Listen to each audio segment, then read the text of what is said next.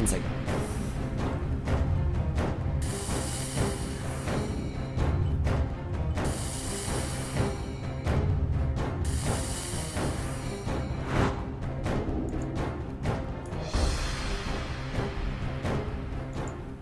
What's up, everybody? Welcome to Value Town, number 32. I'm your host, ChanManV, and joining me today is... Wait, is it not 32? Is it not 32? Every time Trump has that look, wow, 32. It scares me. It scares me every time you have that look on your face. No, but joining me today is Trump, my co-host each and every week. How's it going, Trump? Hello. All right, and our guest today, Reynad. Good Thanks morning, for having man. me. Good morning. Good morning. Lots to talk about today. Lots of news. We always have the perfect timing on Value Town because they announce a new card right before Value Town each and every week. So another Nax Mage card we're going to talk about in just 1 second. And Dreamhack seedings were announced. Also, a great event run by Reynad this past weekend, Lord of the Arena. We'll talk a little bit about that and the new Temple Storm website also. And then we'll follow it up with some... There is a Paladin deck tech that Reynad did recently. And we haven't talked about Paladin much on this show, so I figured we'd at least take a gander at that. Questions, of course, from you guys at the end in the Reddit thread, which I will post here really quickly once I can get to it. And hopefully you guys can excuse me. My voice is starting to go a little bit. I kind of caught a bug last night and woke up a little bit sick. So if it goes, then you'll understand, hopefully. But here is the Reddit thread. Go ahead and post your questions there. We'll go with the most upvoted ones first and work our way down from there. But okay, let's start off with the new Mage card. You guys get a chance to take a look at this? I have, yeah. Just looked at it. All right, it's called Duplicate, and it's a secret. So, man, that's crazy. When a friendly minion dies, you get 2 copies in your hand. What do you think about this, Trump? First thoughts. All right, well, if you're asking about the first thought, which I've considered the card for about 10 minutes, seems to be, it'll mix up a lot of the secrets, because it'll be really tough to play around them. That's assuming the secrets are any good to begin with, though.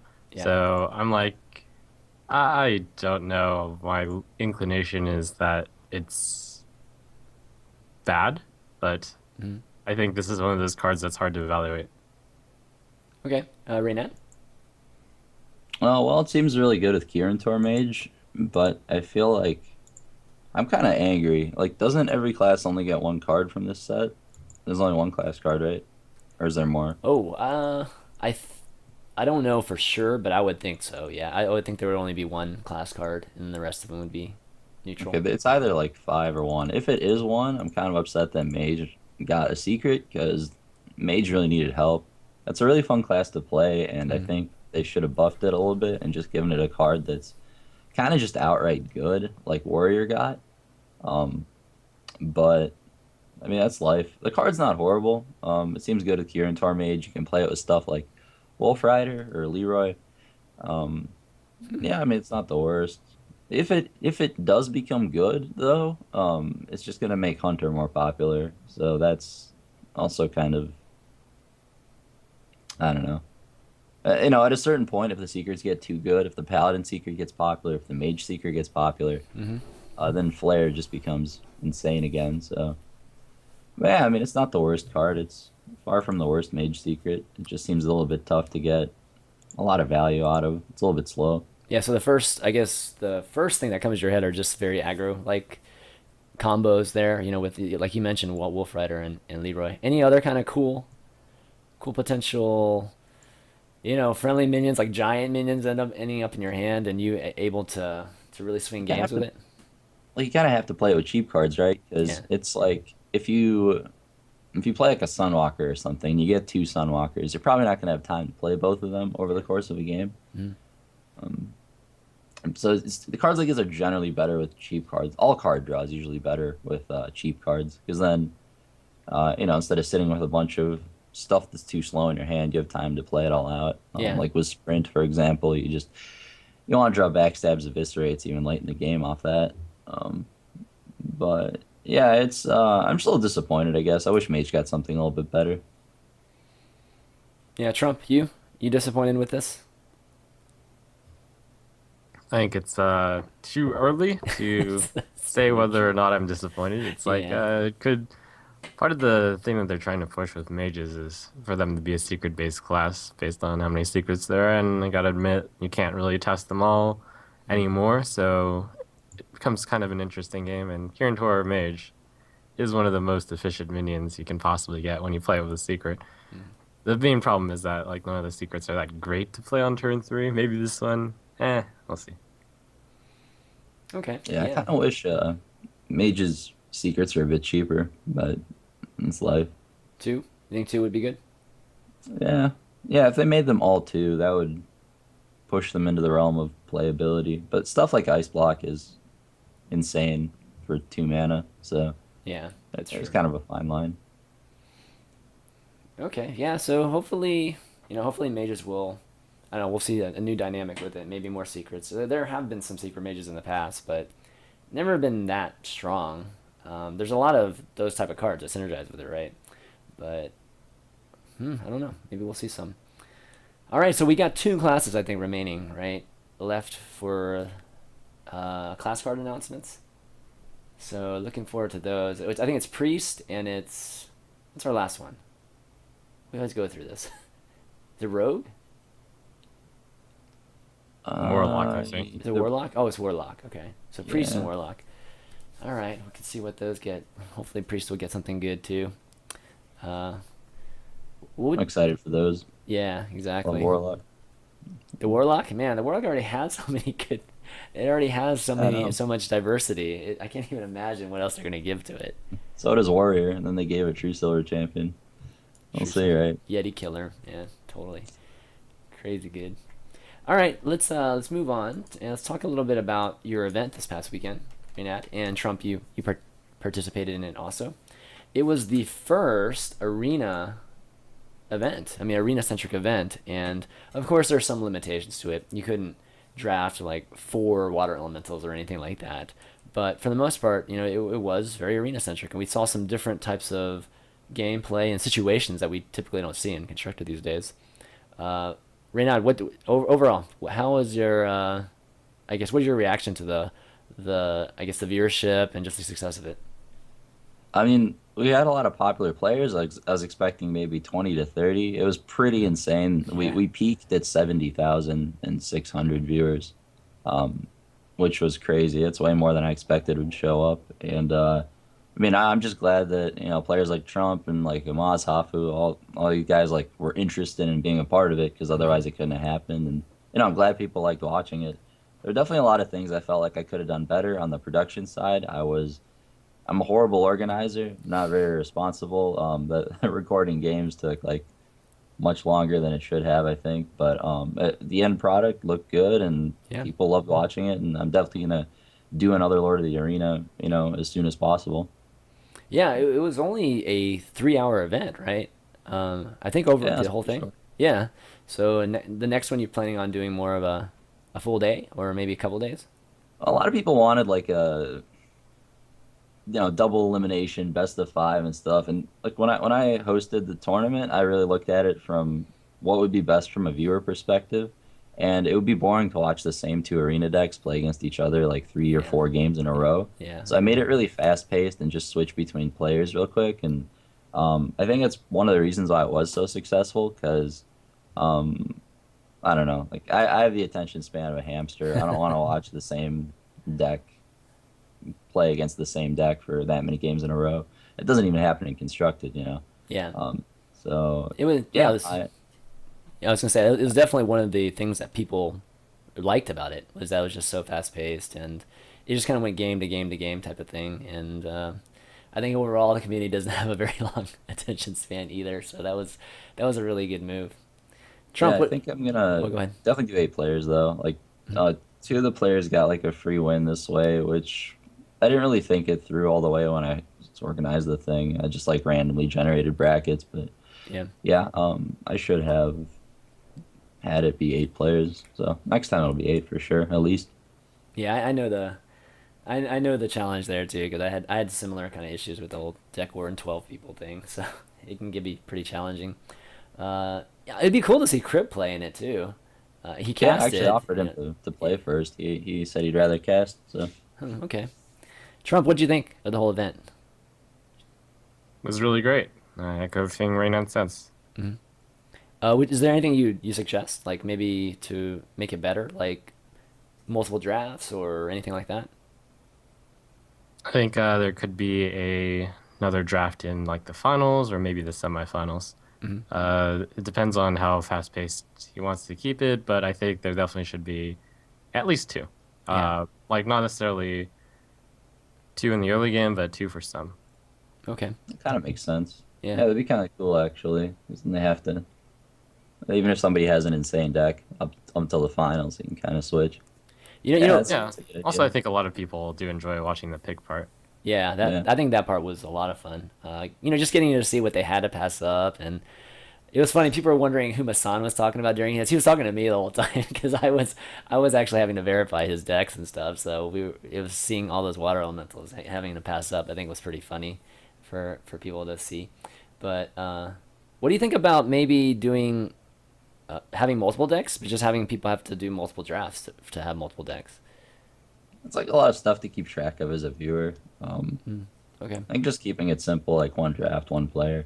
Yeah. If you do if you do multiple drafts, you have to like lock them into the same class because then otherwise everyone will have mage as opposed to just a couple people having mage, and there's like so many little things about it. Yeah, sometimes somebody will get a terrible draft.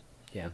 That'll happen, but the whole limit to two overrule kind of helps out with that. Like for example, my deck was maybe like an 8-win deck in normal arena, I feel like, but it ended up being really good because players like Amaz couldn't have five water elementals, so it kind of balances out the quality of drafts having that rule. So I think that kind of helps out a little bit, but I don't know.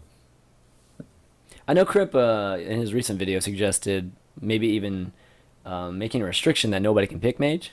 What do you think about that? I think Rogue is better than Mage. I think Really? that's a really Okay. suggestive, or I mean, it's guys or what's the word? Subjective. It's really subjective what the best class is. A lot of people think it's Mage. I personally think there are a lot of counters to it once you're experienced enough in how to draft a deck that's effective against it. So, and I think Rogue is better. Like if I had the choice between Rogue and Mage, I would take Rogue.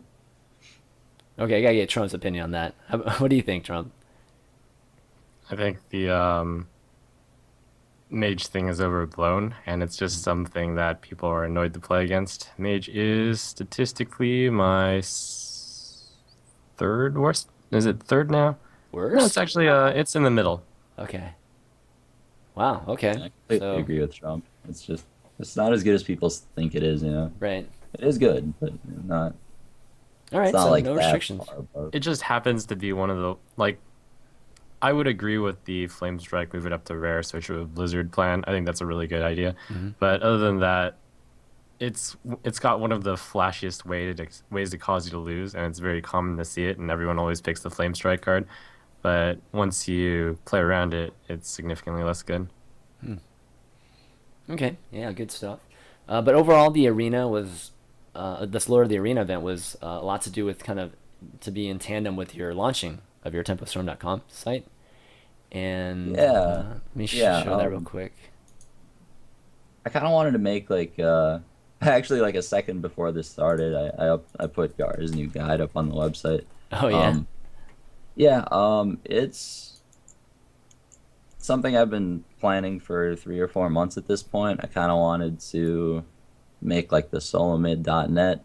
Right now, it's in its infancy. It's basically just a place for myself, Gara, Tides of Time to go ahead and put up our lists and talk about the decks that we play and then show people how to play them like really in depth with commentary and stuff.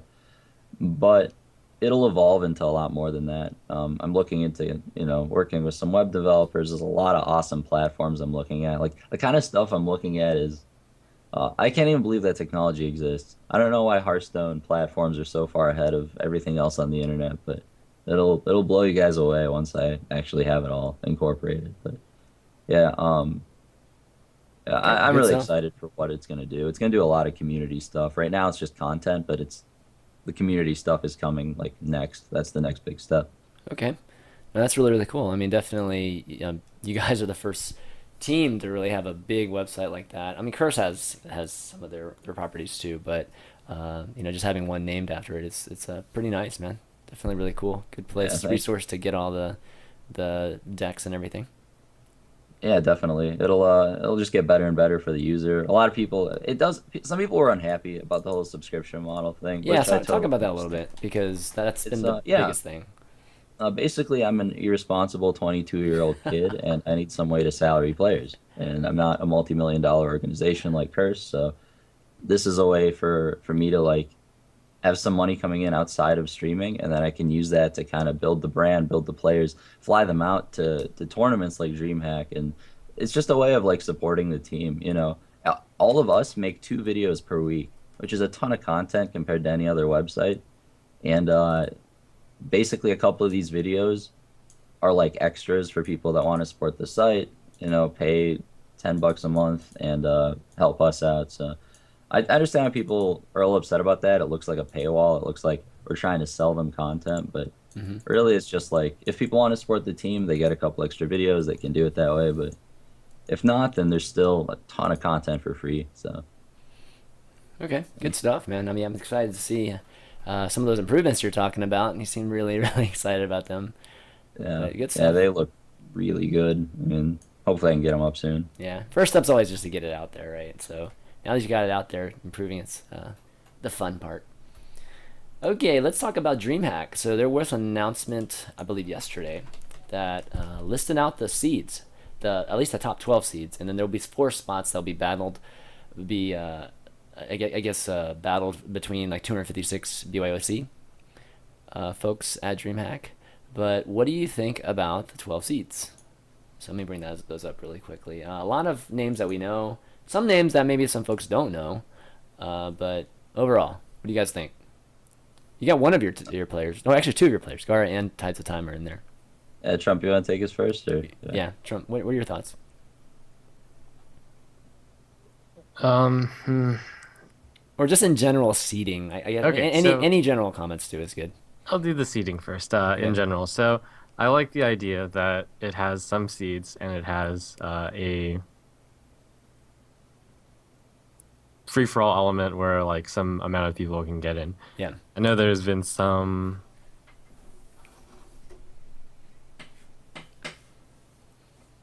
some people not liking just how many people got seeded versus how many people need to make it in because getting a 200 like getting top 4 in a 256 tournament is very very difficult. It's true. Um, the people that got seeded, they've got achievements, they've got high name recognition, with some exceptions. Reynad, take it away. Yeah, Ecop's already starting the trash talk in chat. That was great. What is ECAP doing in that list? I don't know. You modded him, man. But what was I gonna say? Yeah, I don't want to like insult players or fire shots, so I'm not going to. I do that a little bit too often. It's something I'm trying to work on. But I'm a little bit disappointed with some of the choices. I think that I think that a lot of people see me as like a horrible tournament player, and I don't have any of these tournament results or anything. But uh, I wasn't. It's not my fault that I wasn't invited to 6-player tournaments against Koreans in Germany. And I can't. It's not. It doesn't seem fair to me that people get to put that on their resume and other people don't. I think that Zotac Cup winners should be put on there. People that play these local community organized tournaments. Um, if I'm not on there, it's totally fair. But every loss I've ever had like 2 to 3, so I don't think. And I've won a good amount of like NESLs and stuff. Like a couple, like I've won 2 out of the 3 I've been on or something. Um, and well, I won both, and then I lost Well, both. seeding Yeah, in general, I mean, it's a yeah, it's a tough thing to do right now because you're absolutely right. A lot of the tournaments up to date, or at least the high profile ones, have been invitationals. So it wasn't like a qualifier or anything like that. yeah. That's really what upsets me. It should be only open tournaments that count. And I think that even including invitationals player. I'll fire shots at one player. Players like Ecop, I think they have like the literal lowest win percentage of any player alive in Oh tournaments, man. including invitational. Oh, How do you okay. go 0-8 in something? Like, anyway, but it's like stuff like that, you know. These players get to be in every tournament, and it pisses me off, and it still hasn't changed. And I think they should get to go through a qualifier like everyone else. And I think if they made the whole thing qualifier, like they didn't have seeded players like last DreamHack, that would be awesome. Because that's how you get unknown players out there. That's Yeah. how a player like Mm. Yara gets his name out there, you know. That's better for the community, I think. Yeah, So it's tough being an organizer, right? Because all those yeah, invitationals, the reason they were invitationals is because you have to, have some success, right, from a viewer standpoint, and obviously right. But like stacking it that way like is three of these players I had to Google. It's like all of I don't know. I wonder if Curse is sponsoring DreamHack. I'm not happy about it, but oh it could be a lot man. worse. You know, uh, The curse it could players be a aren't lot worse. bad. I mean, what do you mean? Alchemist, Dark One. I mean, Savitz. Are you gonna say Savitz should make it, or No, Space should be in there. He's yeah? a good player, solid tournament experience. I Like mean, he actually wins tournaments. You know, he has a positive win rate. He should definitely be in there. Taj NL, that player should definitely be in there. That player people haven't heard of. He's Taj. a Oh, he's phenomenal, really good. phenomenal Yeah, player. he's crazy good. And then Reels is good. It's just like I don't know. There's a few of the players in there that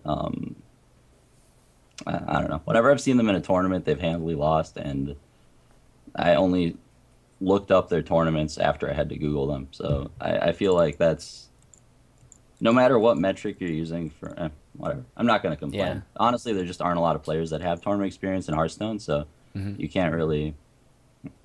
There's no like metric, right? You can't really use anything judge. I don't know. I think Yeah. that I'm glad that two of Tempestone members are in there. I think if one of us is not going to be in there, I think I'm glad that it's me because I think if I do win the 256 player thing and then I win the tournament, that'll shut up a lot of haters, and I'm excited to try my best. But yeah, it could be a lot worse. You know, those are all far above average players, and I'm just glad that this tournament is happening and it's big Yeah. and to step up from the last DreamHack in terms of scope. So Yeah. hopefully it's really successful. It should be really cool. I mean, obviously the production team will be manning it, and I'm assuming DreamHack's going to be on the main stage. Oh, I mean, sorry, Hearthstone will be on the main stage, like most or in the entire tournament. So that'll be pretty cool. At least one of the main stages. So that's going to be awesome. But yeah, the seeding is interesting. I think we're still in a stage with Hearthstone where we're trying to prove that even though Blizzard already announced that 250K Hearthstone World Champion, which is amazing, but I still think a lot of folks are still trying to prove that Hearthstone is capable of being a very very large esports, and having to seed these players and the criteria that comes into seeding it, I think is a tricky thing as an organizer.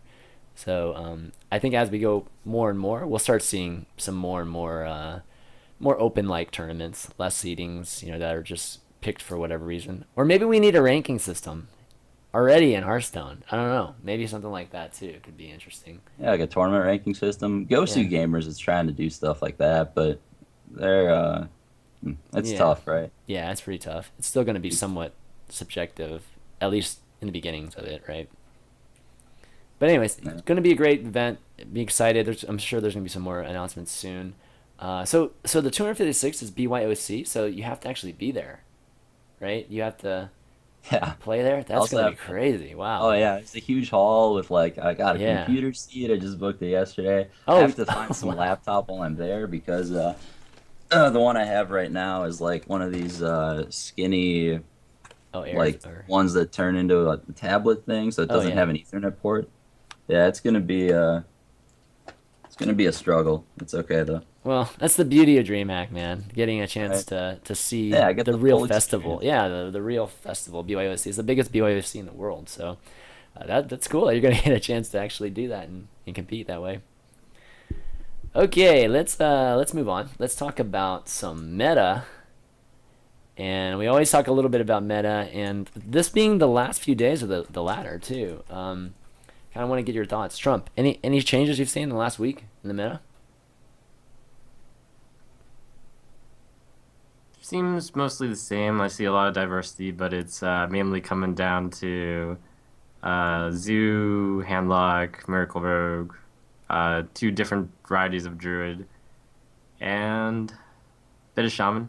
And Yeah. then there's like a smattering of everything else. It still seems like everything is viable, kind of.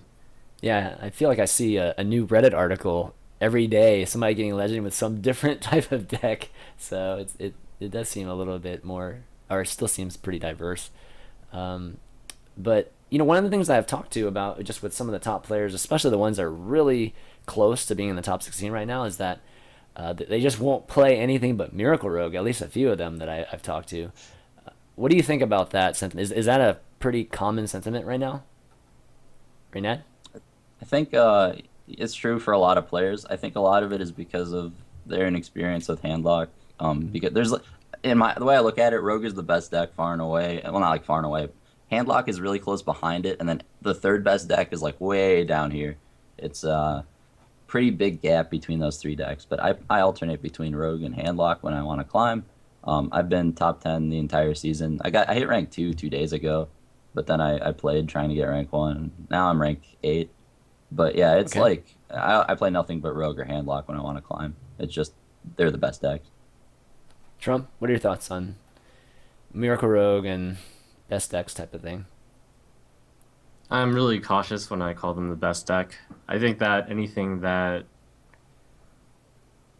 so there are decks out there which can definitely beat Miracle Rogue and sort of like the deck to gun against, and at the same time, since it's kind of a challenging deck to play, you don't see as much of it as is representative of its goodness, which is really beneficial to the Miracle Rogue players because not only is it a good deck, it's kind of underrepresented for how good it is. So the metagame isn't quite shifting enough to beat up on Miracle Rogue as much as it should be.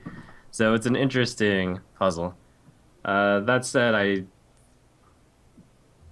think there are decks that can beat Miracle Rogue, which is why I hesitate to call it the best deck. But currently, as things stand in the environment, it is the best deck. Yes, I mean, is that what you play too when you're trying to climb? No, I play Handlock. Okay, you play Handlock when you're trying to climb. Okay, good stuff.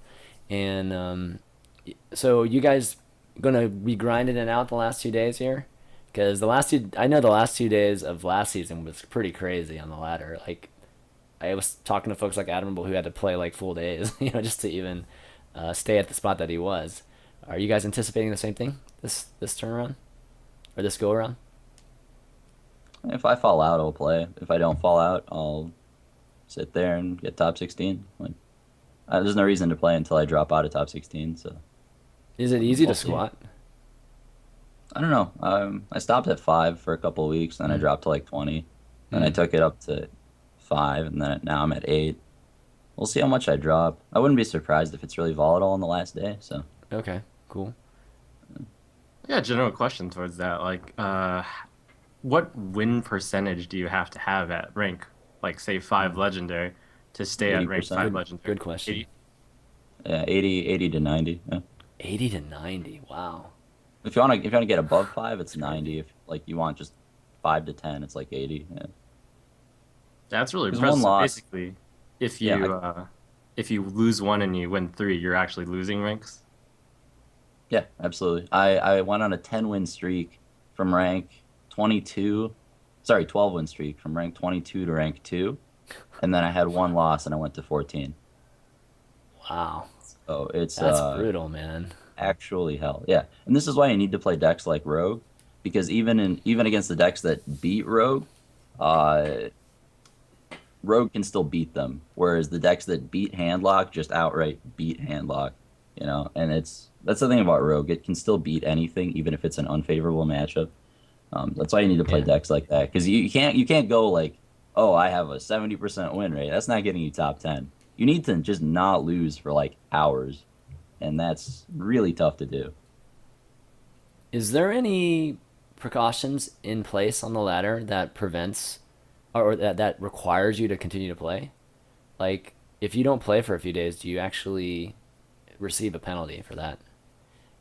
No, it's just that you're not climbing, and other players are going to climb above you because everyone wants top 16, especially since they made that announcement. So there's a lot of people at 17 that are playing, a lot of people between ranks 17 and 20 that are playing, and then If they win, they jump up a couple spots and they knock out somebody in top 16, and then that guy plays, Yeah.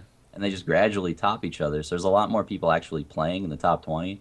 So if you don't play, people will just jump you sometimes. If you're rank 5, somebody will Yeah. jump you, and then somebody will jump him, and then all of a sudden you're like rank 12, and you're in danger of falling out. So But people's the, MMR just scales up as the season goes on. but the top 5 is pretty safe for the most part. Like I can see that being crazy competitive for those last few spots.